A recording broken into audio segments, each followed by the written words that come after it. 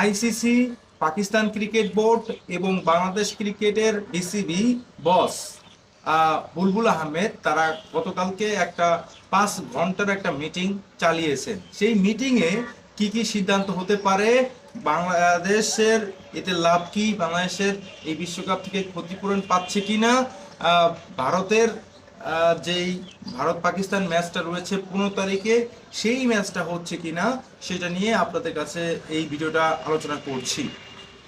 দেখুন, প্রথমে বাংলাদেশ বিশ্বকাপ বয়কট করে, তারপর ভারত পাকিস্তান ম্যাচটা বয়কট করে পাকিস্তানে। সো এখন এটা নিয়ে আইসিসির বড় ধরনের একটা ক্ষতির সম্মুখীন সামনে আপকামিং যে 15 তারিখে খেলা রয়েছে সেই খেলা সম্পর্কে কিন্তু অনেকটা অনেকটা ঝুলে রয়েছে যে পাকিস্তান ভারত ম্যাচটা হবে কিনা। অফিসিয়ালি তারা জানিয়েছে পাকিস্তান সরকার তারা ভারতের বিপক্ষে এই ম্যাচটা খেলতে চায় না।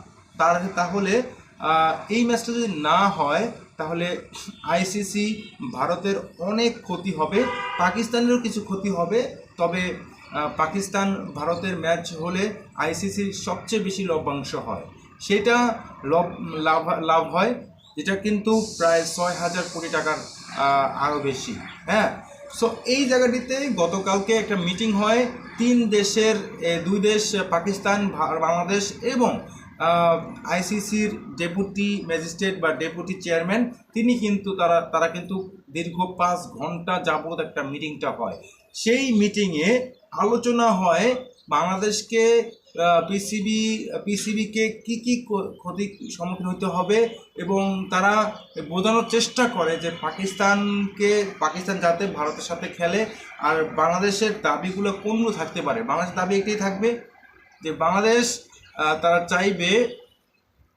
চাইবে তাদের যেহেতু খেলাগুলো হয়নি, আইসিসি থেকে পার্টিসিপেট করার জন্য যে টাকাগুলো পাওয়ার কথা ছিল, তারপরে ম্যাচ জয় হলে যেই টাকাগুলো পাওয়ার কথা ছিল, মানে সব টোটালি হচ্ছে যে বাংলাদেশের যে ক্ষতিগুলো হয়েছে সেই ক্ষতিগুলো চাওয়াগুলো হবে।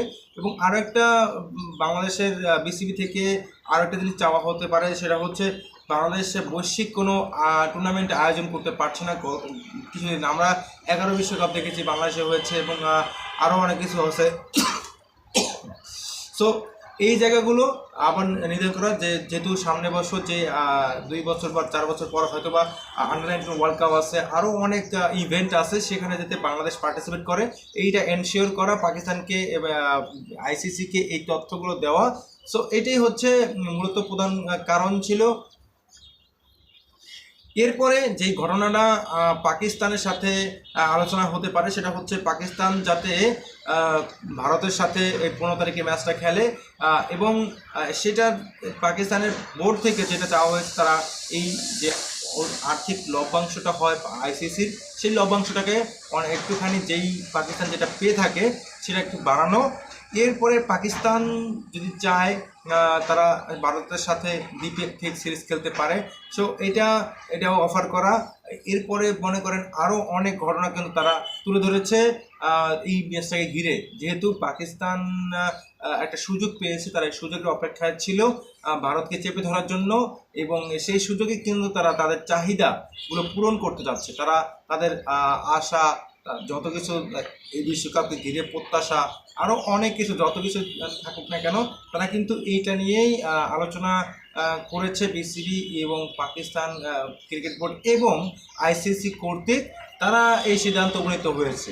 আমরা বিশ্বকাপকে ঘিরে যেই এখনও পর্যন্ত যেই ঘটনাগুলো ঘটছে বাংলাদেশ ক্রিকেট বোর্ডে, পাকিস্তান ক্রিকেট বোর্ডে এবং আইসিসি কর্তৃক, সেটা কিন্তু অনেকটাই এখন নির্ভর করছে আইসিসির ওপর। তারা কিন্তু আরও 3 দিন পর, অর্থাৎ মানে আজকে সোমবার, আজকে কিন্তু সেই সিদ্ধান্ত তারা আইসিসি বলে দেবে তারা কোন সিদ্ধান্তে আসতে যাচ্ছে, পাকিস্তানের সাথে ভারতের খেলা হবে কিনা, বাংলাদেশ এই বিশ্বকাপ না খেলার কারণে কোনো ক্ষতিপূরণ আইসিসি থেকে পাচ্ছে কিনা, সেটাও কিন্তু আজকে সোমবার জানানো হবে। সো পাকিস্তানকে সাপোর্ট, এটা একটা ভালো দিক। বাংলাদেশকে গুরুত্ব দেওয়া হয়েছে, পাকিস্তানকে গুরুত্ব দিয়েই আইসিসির এই বৈঠকটাকে সবাই সাধুবাদ জানিয়েছে। এবং আমার কাছে মনে হয় এই বৈঠকটা খুবই জরুরি ছিল। দুই দেশের আপনি যদি বাংলাদেশকে যদি তার আইসিসি ছোটই মনে করতো, তাহলে এখানে বুলবুল আহমেদকে ডাকতো না। এখানে বুলবুল আহমেদ তাদের একটা মিটিংয়ের মধ্যে তাকে ইনক্লুড করতো না। সো বাংলাদেশকে সম্মানটুকু দেওয়া হয়েছে। তারা বিশ্ব ক্রিকেট সংস্থা আইসিসি চাইলেই পারবে না যে বাংলাদেশকে বাদ দিতে। তারা বাংলাদেশকে নিয়েই কাজ করতে চায়, সেটাই কিন্তু প্রমাণ মিলেছে আসলে এই এই আলোচনায়।